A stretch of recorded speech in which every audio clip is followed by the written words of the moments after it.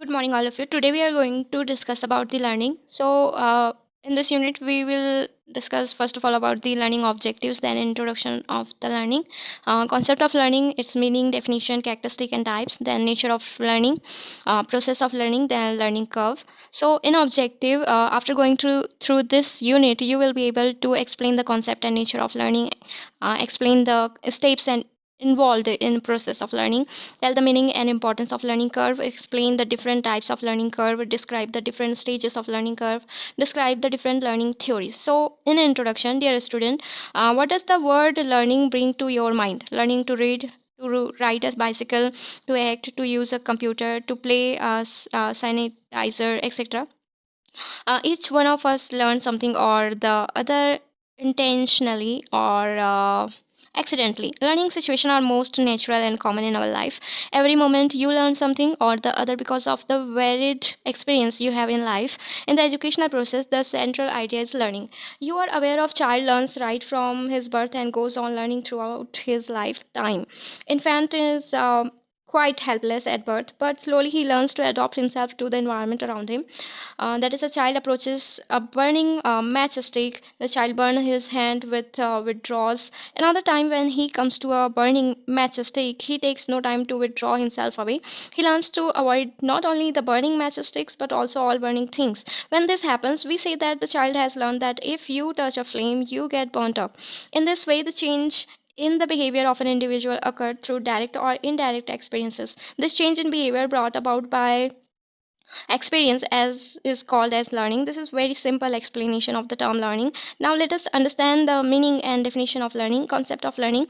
Meaning and definition of learning. Learning in psychology, the process by which a relatively lasting change in potential behavior occurs because of practice or experience. Learning is also a process of acquiring modification in existing knowledge, skills, habits, or tendencies through experience and practice or exercise.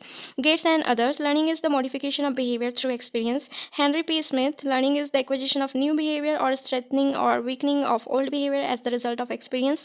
Crow and Crow defines learning is the acquisition of habits, knowledge, and attitudes. It involves new ways of doing things, and it operates in an individual's attempt to overcome obstacles or to adjust to new situation. Skinner defines learning is the process of progressive behavior adaptation.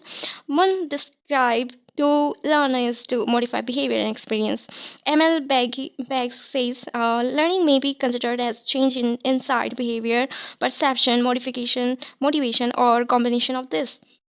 The above definition emphasizes four attributes of learning as process. The first is that learning is permanent change in behavior. It does not include the change due to illness, fatigue, maturation, or use of intoxicant. The learning is not directly observable but manifests in the activities of the individual. Learning depends on practice and experience. So the characteristic of learning, Yoakum and Simpsons have stated the following general characteristic of learning. Learning is the growth, adjustment, organization of experience, purposeful, both individual and social product of the environment. Then according to WRMC law, learning has the following characteristic. Learning is a continuous modification of behavior, continuous throughout life. Learning is pervasive. It reaches into all aspects of human life. Learning involves the whole person, socially, emotionally, and intellectually. Learning is often a change in organization of behavior. Learning is developmental. This is one of its dimensions. Learning is responsive to incentives. In most cases, positive incentives such as rewards are most effective than negative incentives such as punishments. Learning is always concerned with goals. These goals can be expressed in terms of observable behavior.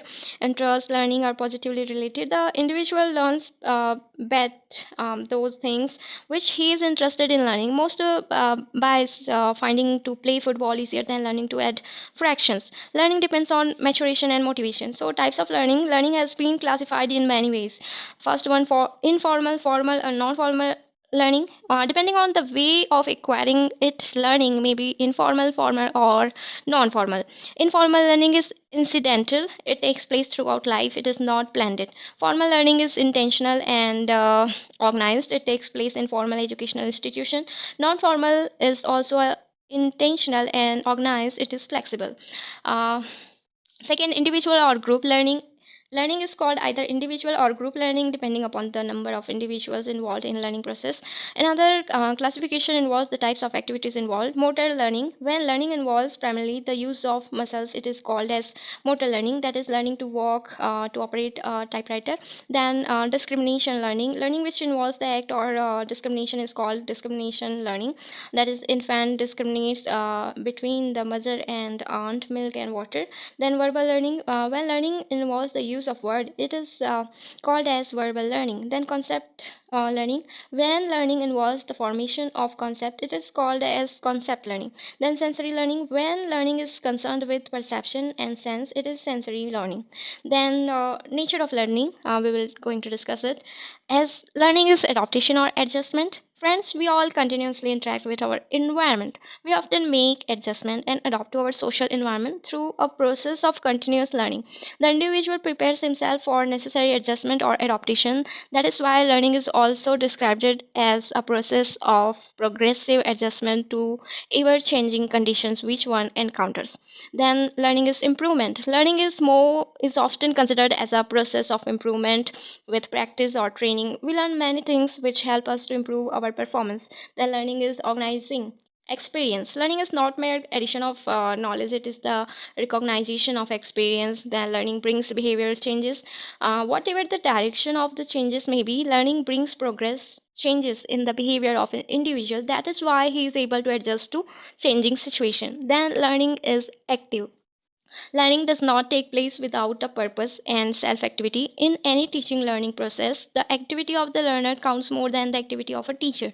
Then, learning is goal directed. When the aim and purpose of learning is clear, an individual learns immediately. It is the purpose of goal which determines what the learner sees in the learning situation and how he acts. If there is no purpose or goal, learning can hardly be seen. Then, learning is universal and continuous. All living creatures learn every moment. The individual engages himself to learn more and more, right from the birth of a child till the death. Learning continues. Then process of learning, learning is a process, it is carried out through steps.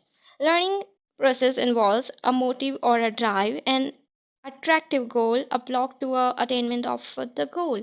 Then let us see the steps one by one. A motive or a drive, motive is the dynamic force that energizes behavior and compels an individual to act. We do any activity because of our motives or our needs. When our need is strong enough, we are compelled to strive for its satisfaction. Learning takes place because of response to some stimulation. As long as our present behavior, knowledge, skill, and performance are adequate to satisfy all our needs, use do not feel any necessary to change our behavior or acquire new knowledge and skills. It is this requirement which initiates a learner to learn something.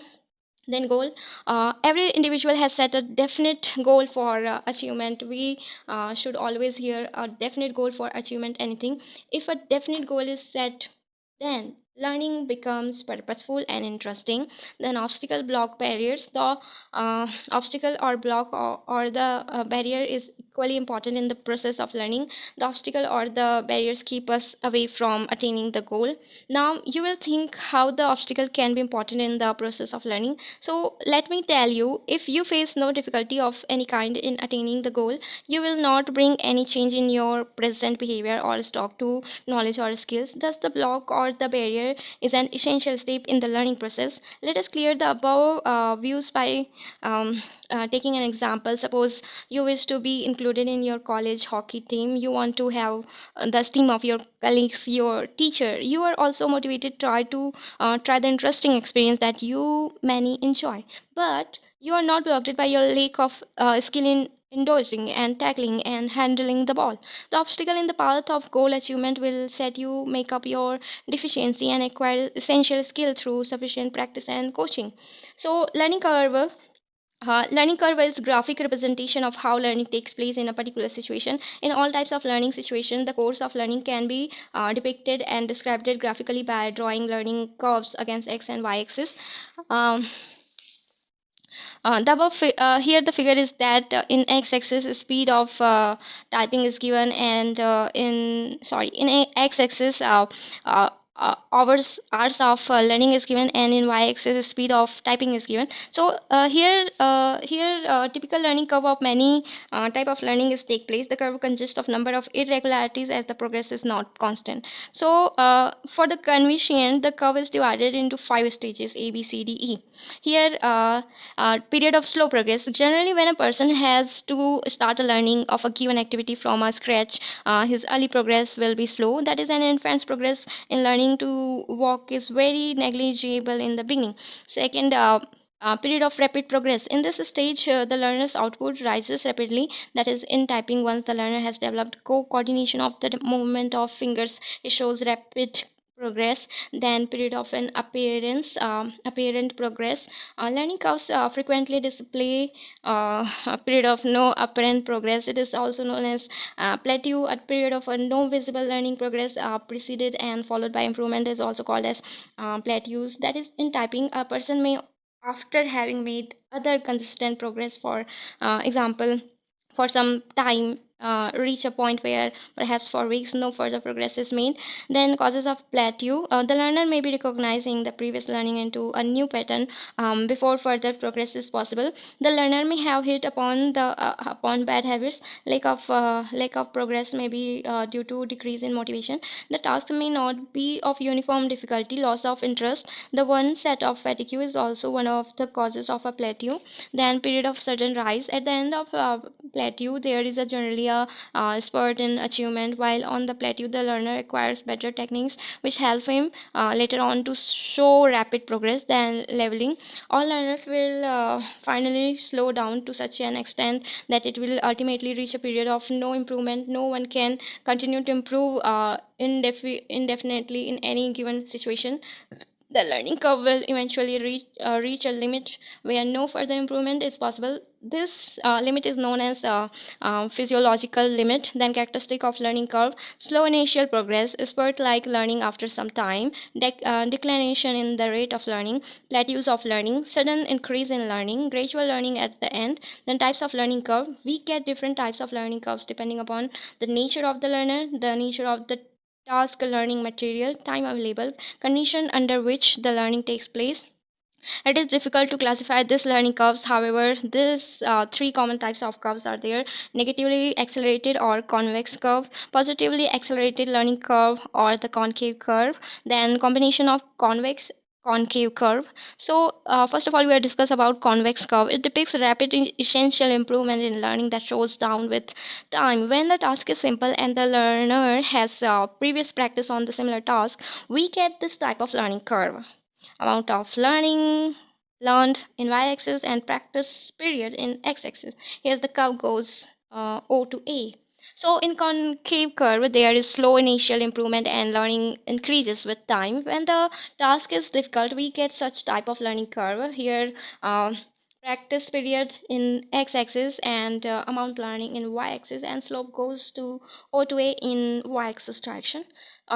Combination of convex and concave curve. It looks like the capital letter S.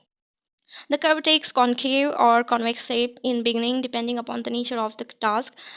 Here in x-axis practice period and in y-axis amount learned. In actual practice situations, such a smooth curve are rarely found. Usually there are ups and downs fluctuations.